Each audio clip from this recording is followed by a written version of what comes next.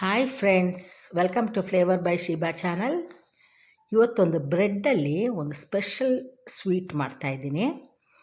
ಸಖತ್ತಾಗಿರುತ್ತೆ, delicious ಆಗಿರುತ್ತೆ, ತುಂಬ ಚೆನ್ನಾಗಿ ಅನಿಸುತ್ತೆ, ಟೇಸ್ಟಿಯಾಗಿ ಅನಿಸುತ್ತೆ. ಅದು ಹೇಗೆ ಮಾಡೋದು ಅಂತ ತೋರಿಸ್ಕೊಡ್ತೀನಿ. It's very easy. ನೋಡಿ, ರೆಡಿ ಇರುವಂಥ ಬ್ರೆಡ್ ಸ್ವೀಟ್ ಇದು. ಶಾಯಿ ತುಡ್ಕ ಅಂತ ಹೇಳ್ತಾರೆ ಈ ಸ್ವೀಟ್ನ.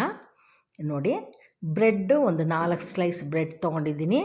ಆ ಸೈಡ್ಸ್ ಎಲ್ಲ ಬ್ರೌನ್ ಇರುತ್ತೆ ನೋಡಿ, ಆ ಸೈಡ್ಸ್ ಎಲ್ಲ ಕಟ್ ಮಾಡ್ಕೊಳ್ಬೇಕು. ವೈಟ್ ಮಾತ್ರ ಇರಬೇಕು. ಆ ಒಂದು ಬ್ರೆಡ್ ಪೀಸ್ನ 4 ಪೀಸಾಗಿ ಮಾಡ್ಕೊಳ್ತೀನಿ. ನೋಡಿ, ಸೈಡ್ಸ್ ಎಲ್ಲ ವೈಟ್ ಆಗಿದೆ. ಈಗ ಅದನ್ನು ಒಂದು ಸ್ಲೈಸ್ನ 4 ಪೀಸಾಗಿ ಮಾಡ್ಕೊಂಡಿದ್ದೀನಿ. ಅದಾದಮೇಲೆ ಒಂದು ತವ ಇಟ್ಬಿಟ್ಟು ಅದರಲ್ಲಿ ತುಪ್ಪ ಹಾಕಿಬಿಟ್ಟು ತುಪ್ಪ ಮೆಲ್ಟ್ ಆದಮೇಲೆ ಈ ಬ್ರೆಡ್ ಪೀಸಸ್ ಇದೆ ನೋಡಿ, ಅದನ್ನು ತುಪ್ಪದಲ್ಲಿ ಫ್ರೈ ಮಾಡಿ ತಗೊಳ್ಬೇಕು. ಎಷ್ಟು ಟೇಸ್ಟಿಯಾಗಿರುತ್ತೆ ಗೊತ್ತಾ. ನೋಡಿ, ಆ ಬ್ರೆಡ್ಡನ್ನ ಇಟ್ಬಿಟ್ಟು ಎಲ್ಲ ಬ್ರೆಡ್ಗಳನ್ನ ಜೋಡಿಸ್ಕೊಳ್ಳಿ. ಒಂದು ಸೈಡೆಲ್ಲ ಬ್ರೌನಾಗುತ್ತೆ, ಮತ್ತು ಅದನ್ನು ಉಲ್ಟಾ ಮಾಡಿ, ಮತ್ತು ಅದು ಕೂಡ 2 ಸೈಡೂ ಬ್ರೌನಾಗಿ ಆಗಬೇಕು. ಆ ತುಪ್ಪದಲ್ಲಿ ಬ್ರೆಡ್ ಫ್ರೈ ಆಗುತ್ತಲ್ಲ, ಎಷ್ಟು ಚೆನ್ನಾಗಿ ಅನಿಸುತ್ತೆ ಗೊತ್ತಾ. ನೋಡಿ, ಈ ಥರ ಬ್ರೌನಾಗಿ ಎಲ್ಲವೂ ಫ್ರೈ ಆದಮೇಲೆ ಅದನ್ನ ತೆಗೆದಿಟ್ಕೊಂಬಿಡಿ, ಪಕ್ಕಕ್ಕೆ ತೆಗೆದಿಟ್ಕೊಳ್ಳಿ. ಈಗ ಒಂದು ಪಾತ್ರೆಯಲ್ಲಿ ನಾನೊಂದು ಅರ್ಧ ಲೀಟ್ರ್ ಹಾಲು ಹಾಕ್ಕೊಳ್ತಾ ಇದ್ದೀನಿ. ಹಾಲು ಹಾಕ್ಬಿಟ್ಟು ಹಾಲು ಚೆನ್ನಾಗಿ ಕುದಿಲಿಕ್ಕಾಗಬೇಕು. ಆ ಟೈಮಲ್ಲಿ ನೋಡಿ, ಹಾಲು ಅರ್ಧ ಲೀಟ್ರ್ ತೊಗೊಂಡಿದ್ದೀನಿ.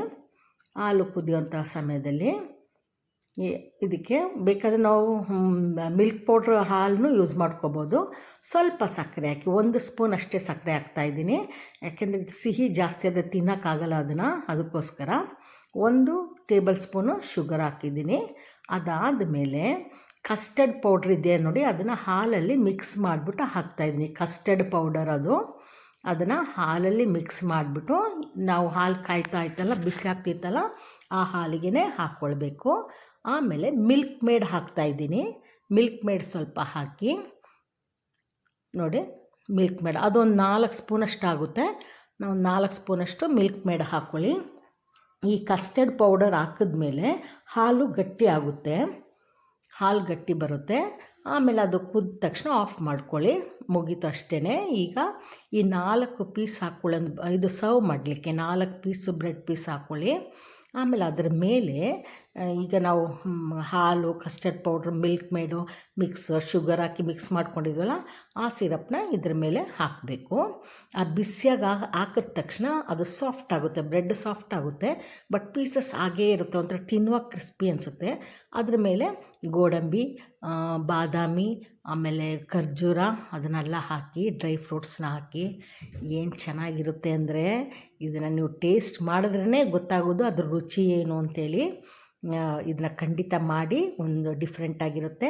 ನೆಕ್ಸ್ಟ್ ವಿಡಿಯೋದಲ್ಲಿ ಮೀಟ್ ಮಾಡೋಣ. ಬಾಯ್.